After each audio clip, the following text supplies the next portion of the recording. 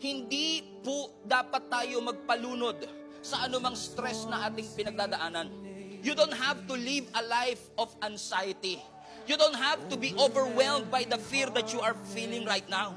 Anumang boses ang naririnig mo sa iyong kaisipan that is not aligned with the Word of God, meron kang authority para palayasin ang lahat ng ito kasi ang isip na yan ay regalo sa iyo ng ating Panginoon.